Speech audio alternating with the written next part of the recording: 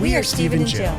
Together, we've been buying and reselling land since the 90s. Our data-centric approach leaves our buyers asking, how can you sell it so cheap?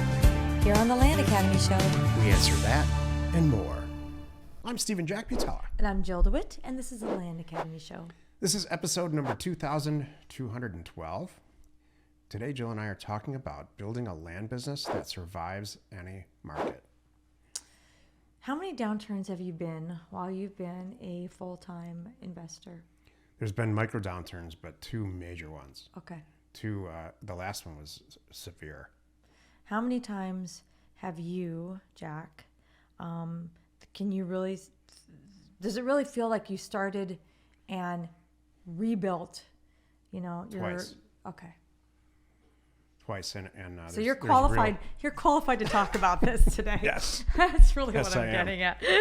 And tell me, what gray hair do we attribute to? Like, is it this patch or? It's mostly the right here. Oh, this hair? Yeah. Okay, that hair there is all the one that we attribute. Wait. I didn't finish the question. What is business and what is me and what is children? Can you point to the patches and tell me? Oh, no. Oh, Jeez. great. It's, when you put it that way, it's amazing we have any life left. I like to think that this facial hair is business. These little things on the temples on the side are children. And this little piece back here behind your ear is me. Yeah, and that one's growing back real dark. That's it. As we go into retirement, the Jill gray hair goes dark again. My hair is getting darker, not lighter. I don't think so. Awesome. All right, good. Each day on the show, we answer a question from our Land Academy member Discord forum and take a deep dive into land-related topics by popular request. Okay. When you put NM like that. I didn't put it there. That's how they put it in. That's their name. Well, NM is Neiman Marcus, but we won't go. I looked at it as New Mexico. Okay. That's the difference between you and I, Joe. Neiman Marcus. I'd like to buy some land in New Mexico, and you would like to go to Neiman Marcus today. That's what NM is. All right. You make your choice. My sister used to call Neiman Marcus needless markup when I She's was not a kid. the only one. Oh, that's a thing? That's a thing. She didn't create that. That's good. That's so funny. We should play that game one day. What sayings did you think you originated? And we'll debunk that theory. That would be fun. Yeah. Okay, so whoever you are, NM wrote, I'm planning to buy lots for $30,000. So should I start trolling for properties that are listed at $120,000, meaning for sale for $120,000? So this is my first trolling/fishing exercise, and I'm wondering if I keep a high benchmark for my first attempt. If I'm keeping a high benchmark, any input appreciated. I love this. So what this person's asking is, what's the rule of quarters? And I will answer it now. The answer is, in general, is yes. If you're planning, the rule of quarters is this. At the top, the retail value of a land-related asset is $120,000. And then you're going to break it down into quarters. At the top is $120,000. At the bottom is $30,000, which should be your acquisition price. You'll buy for $30,000. You will attempt to wholesale the property to somebody who could resell it theoretically at $60,000, and then that person at $60,000 would sell it for $90,000. They would sell it for $90,000 to somebody who's going to develop it, so you're still way under retail. This is what everybody asks. Who in their right mind is going to sell a $120,000 asset for $30,000? And my very simple answer is, because I know this person's new and they're really active in Discord, my very simple answer is this: somebody who doesn't want it anymore. And needs the dough.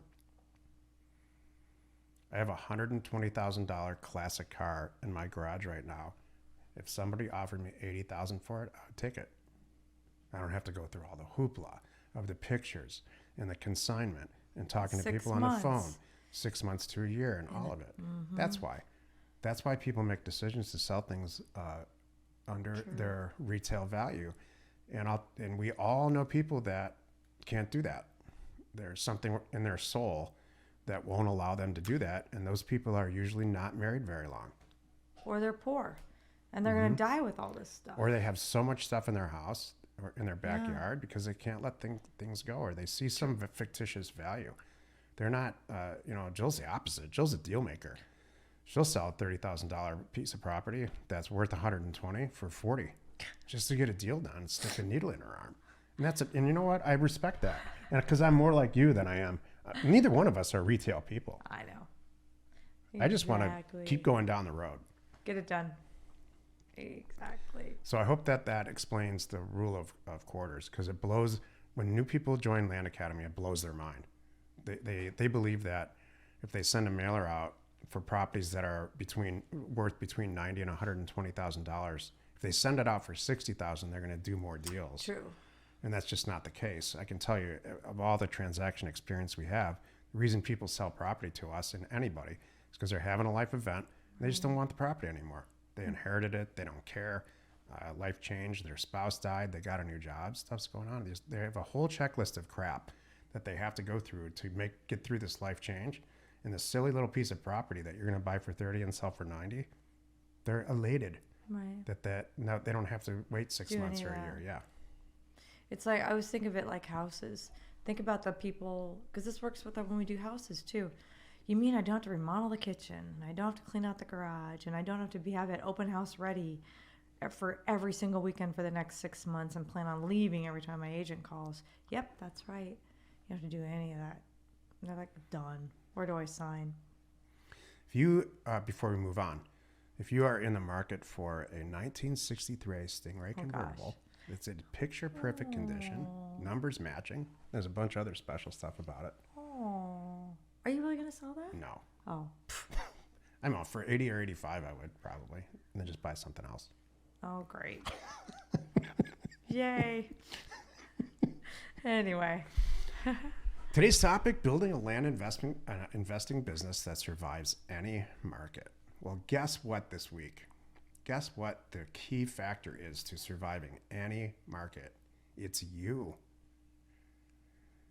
If you send out mail and you don't get the response that you want, this is the only reaction that you should have, is digging down into why. What did I do wrong? How can I improve this next mailer so that I'm moving forward in my career? The reaction that you should not have is, this business doesn't work. I suck at this. I don't understand how to do it. None of those things should enter your mind. You need to assess and reassess and reassess what you did so the next mailer that you send out as quickly as possible, as long as it's correct, you're improving on it, you can get back in there and continue to try to find undervalued property. It's not time for doubt. And so the reason I've ever gotten through that, and I'm not tooting my own horn again, I'll say that a million times, I'm doing it to help, was because I was deathly afraid of being poor.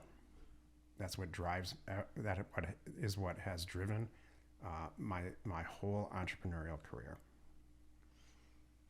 I have like 3 steps here to this. Good. And to explain it, I don't want to throw you under the bus. No, I want Jack, you to. Okay. I think it's good. I kind of want to explain a time that, look, we were very loud about this in Land Academy. One of the reasons Land Academy is so successful and our people do well is because we've made a lot of mistakes. And we continue to make mistakes to save you from, and like, that's why we're doing the show, to save you from making the same mistakes. So, I'll do bigger deals and better deals, together going forward. So one of the mistakes that Jack made many years ago, pre-Jill, was putting all his eggs in one basket. And the basket was called eBay. Single point of failure. And what happened was market stuff happened and things all of a sudden dried up on eBay. It's just people weren't bidding, like overnight. And Jack, not to pick on you. No, I don't take this as if everyone can learn from this, that I don't take this as a 1% criticism. You don't have to say it anymore, Jill. Okay. So Jack thought, that's it. it's over. The business is done. I'm looking around. What else can I do? I don't know how to, I know how to buy land, but I clearly can't sell it now. And that's it. We failed. Whatever. You didn't fail. You did well at that time, but you just thought that business was over.